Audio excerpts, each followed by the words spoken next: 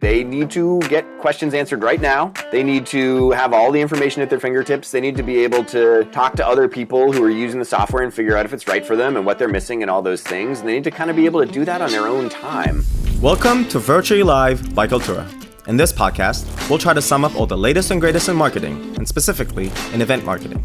To help us do that, we've invited prominent marketing and business leaders to share their most important lessons and give their best predictions for the coming years.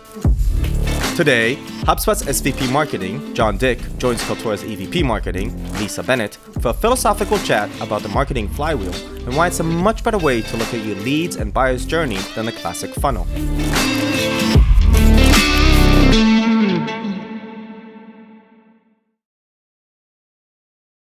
Welcome, everyone. I am Lisa Bennett, Kaltura's Vice President of Marketing, and I am coming to you today virtually live from the Tel Aviv area, the best bedroom wall I could find in our house. And I'm very excited to be joined today by John Dick, who is the Senior Vice President of Marketing at HubSpot. John, hi. Hi, Lisa. Thanks for having me. I'm coming to you virtually live from an attic in an undisclosed location somewhere outside of the Boston area. This attic has become my sanctuary and my home office all throughout the pandemic, and really feels like home now, you know? I totally understand that. In fact, I think I spent half of the pandemic in the basement, which turned into my office. But it was a far less good-looking setting, so I decided, at least for this, to move. You definitely did a better job than I did. Well, thank you again for joining us today. I know that our viewers are really excited to hear from you. So let's dive right in there. We're going to talk about marketing in general, virtual events, of course, but let's talk about the flywheel. Maybe you can tell us, before the flywheel, a little bit about you, and maybe just a word about HubSpot, although I'm sure that there isn't a marketer in the crowd who doesn't know of HubSpot. And then a little bit about kind of where the flywheel came from, what that means, and how it's been evolving. Yeah, absolutely. So I've been at HubSpot now for 5 years. And for those who don't know, HubSpot is the #1 CRM platform for scaling companies. And we have a long history, starting with really investing a lot in marketers and helping marketers change the way that they work. And over time, we've really expanded that to really help companies change the way they think about growth. And so I've been at HubSpot for 5 years, and it's been a wonderful 5 years. I have been learning so much, and HubSpot invests a lot in education, believes a lot in education, and it's no different for employees, to be totally honest. It's a really collaborative and great environment to work in. So I work with nice people who are really focused on all becoming better marketers. It's a great place to work. Amazing. So let's talk about the flywheel. Tell me about what that is, how it evolved, and what you guys are kind of driving with that very cool terminology. Yeah, so I have two stories, Lisa, I think, to frame up the flywheel. The first is philosophically, what is the flywheel about? Why did it come about? And the second is actually why I thought when we were launching the flywheel, it meant I was going to lose my job. And so maybe I'll start with the why I thought I was going to lose my job.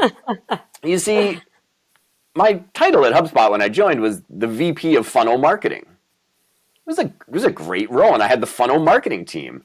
And I was known around the office for drawing an exceptionally large number of funnels on whiteboards every single day. I mean, I must have clocked thousands of funnels per year when I was the VP of Funnel Marketing. And so one day, I got an email from Brian Halligan, co-founder of HubSpot, now executive chairman. And the email was pretty short. And it just kind of said, I don't think this funnel thing's working out anymore. And that was kind of it. And I was like, oh no. So I went to LinkedIn, of course, and I polished up my profile and be sure that I looked good for prospective companies and assumed I was out at HubSpot. Brian wasn't talking about me, and he wasn't talking about my team. He was actually talking about the concept of how companies think about growth.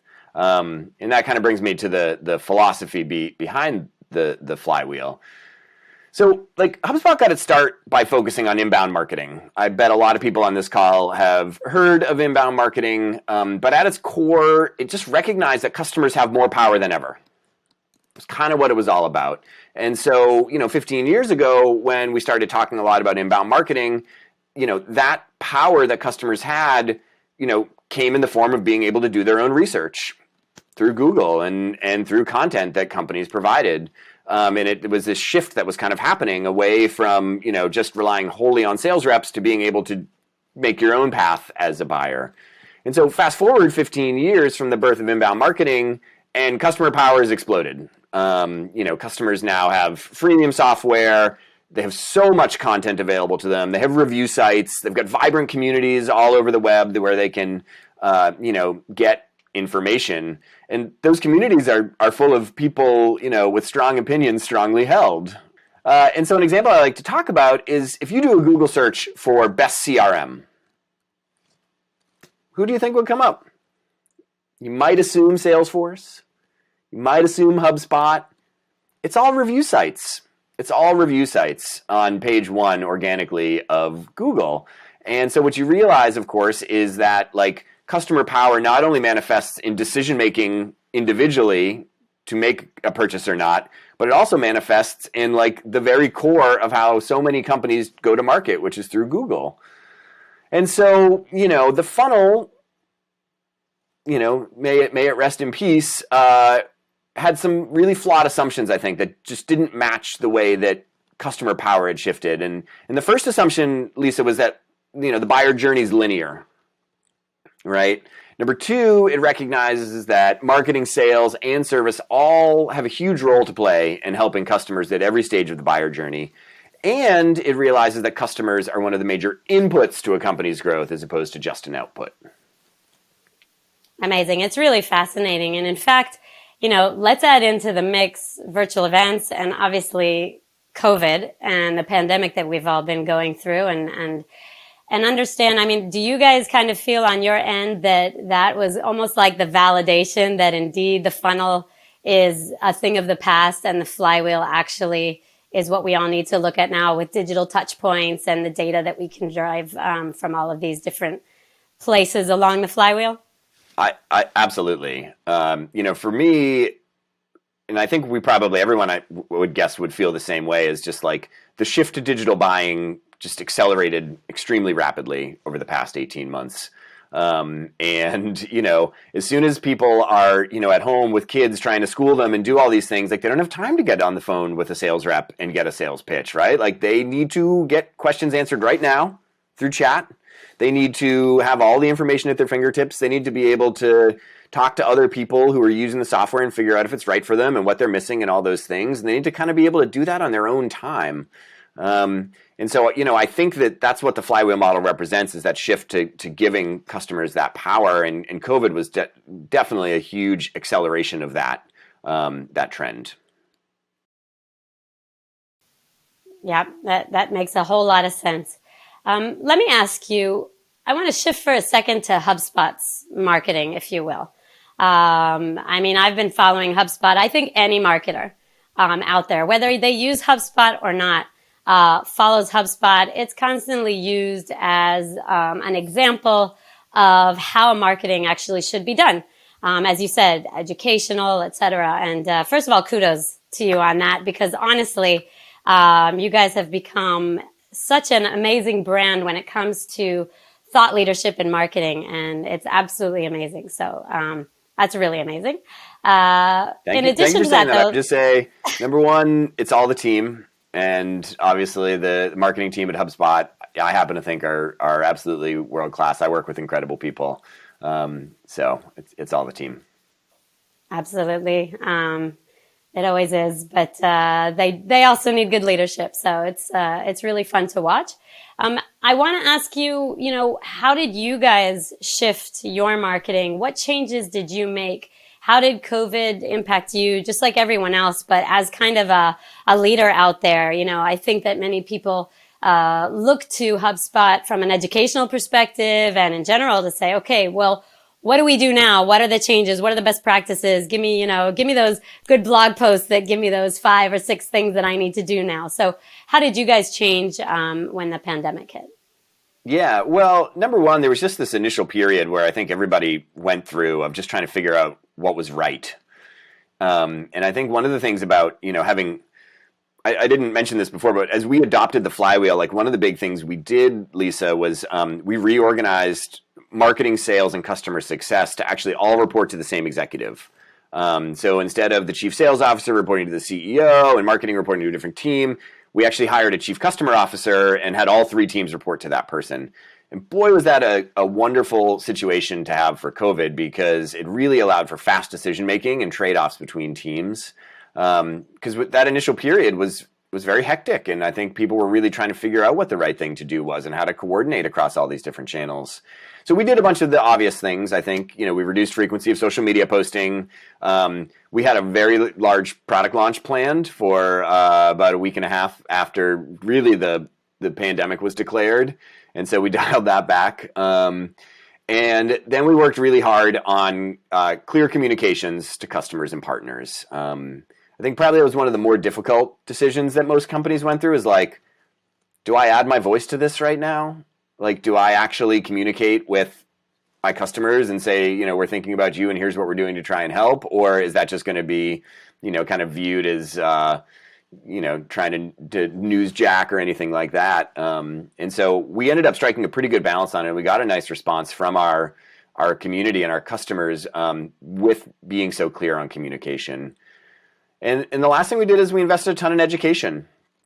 We basically started up a whole new series of educational content. It was called Adapt 2020. It included a weekly webinar with different topics. It included a bunch of benchmark data on how all sales, marketing, customer success stats from our customer base were trending. So we were able to show marketers, for instance, that web traffic across our whole customer base was up 20% in the quarter once the pandemic hit. And we were able to show marketers that, marketing email open rates were up by almost 20% in that quarter. And so it's like, if you're trying to decide where to focus your energy, you better focus on your website and you better focus on email, because they're actually working right now. And that's how people want to engage with you. And so we tried to, give people real tangible data, but also advice based upon that data for what to do. Amazing.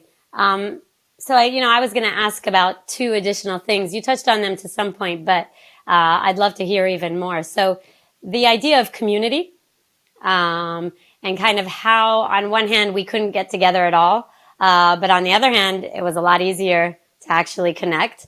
So if you have additional details on kind of how you leverage that community during the time in the pandemic, but also moving forward, I mean, what are kind of the learnings and the things that you guys are looking to do next now that you've gathered all this data and this community and whatnot? So kind of what are the next phases, and what's your take on that? Yeah. Well, in terms of our community, it was a huge part of our response strategy. And we really took it, we think of our community really holistically, right? We obviously have our core customers who are part of our community. We have our partner ecosystem. One of the things that I love about HubSpot is we have several thousand, agencies and solutions partners who help our customers figure out what their strategy should be and how to implement software. And then you just have a whole ecosystem of people who aren't customers but are learning from HubSpot and are just a big part of our community. And we really, ensured that for each of those groups we had very clear plays and very clear strategies. But one of the learnings that we had is that we kind of went in and we thought, geez, buyers probably want different content than customers, who want different content than partners right now, who want different content than our extended community of, Flywheel people all around the world. And that turned out just to be a bad assumption, actually, right? Like, it turned out everyone had the same interests in the same topics. And, it's a good example of, I think, where Flywheel thinking actually applies itself in practice is like, when we first started launching this series that was focused on our customers, 45% of the registrants or something were actual people who weren't, customers, but were thinking about buying HubSpot. And it was like, oh, in the past, our event strategy would have kept these audiences totally separate. And now we can integrate them together, and you get the benefit of, those buyers actually seeing the passion of our customer community, but also experiencing the educational benefit of being part of our ecosystem. That's really interesting insight. Yeah, that was a big learning for us. In terms of the future, I think this notion of like customer power is continuing to increase.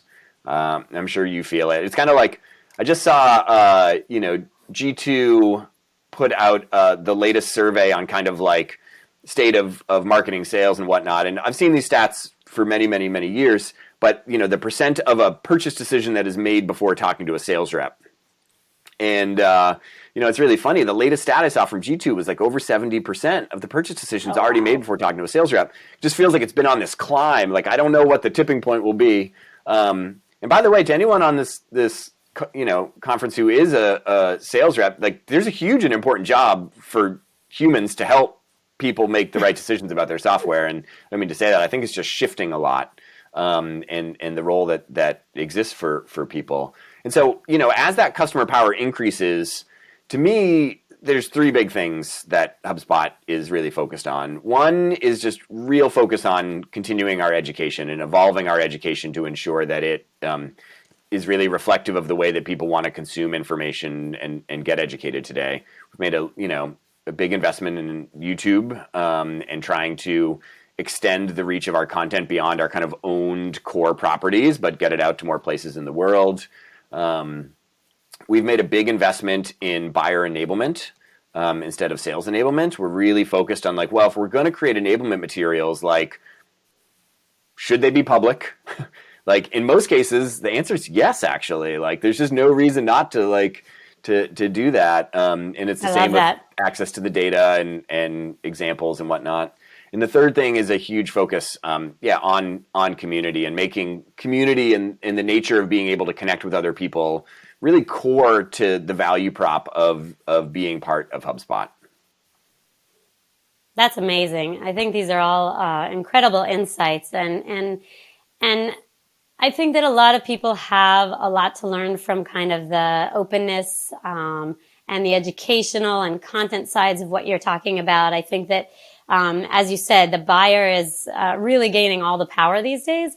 And I think marketers need to understand that they need to give them what they want, where they want, when they want it, and not kind of force them into a process that they might not want. And to your point about salespeople, I think that that's a very important point, especially in the sense that there are a lot of things now that salespeople will have to probably upskill and retrain in order to fit into that. But it's definitely not something that's going away when it comes to actually closing business, especially if it's B2B and, larger deals and whatnot. John, this has been super fascinating. We're almost out of time. I'm just wondering, kind of as a last summary, is there anything else that you kind of want to share with the audience today, or final words of wisdom, if you will? Yeah, I would just say, take a good hard look at your business. The flywheel is not that complicated of a concept. It is about recognizing that customers have power, and it is about trying to reduce friction from the buying process as much as possible. One of the things I like to do when I talk to other marketers is just kind of like go through a hit list of like, hey, like what are the top 5 friction points? Like, if you are a marketer, like one of the easy things you can do is you can get live chat and bots going so that your buyers and your customers can get information as quickly as possible on their time. Another thing that you can do is you can eliminate the back and forth that every sales rep and CS rep and customer goes through trying to book a time. Those 7 emails can all be automated through a calendar link. Like all those things are friction and make it harder for people to buy. And I think it's just it's a good way to take what we've learned as marketers and apply it to the whole customer experience beyond just what used to be thought of as the domain of marketing at the top of the funnel. Amazing advice, and super interesting. Thank you so much for your time. I guess to sum that up, it's all about the low-hanging fruit within the funnel, and then from there, or within the flywheel, if you will, and then from there taking it to the next level. John, this has been super interesting. Thank you so much for joining us, and we look forward to staying in touch. Thanks so much. Thank you for having me. It was nice. It was great to see everybody. Take care. Thank you to our guest, John Dick, and our host, Lisa Bennett. Tune in next episode where we hear from YouTube's head of brand about their experience shifting to virtual events. Thanks for joining.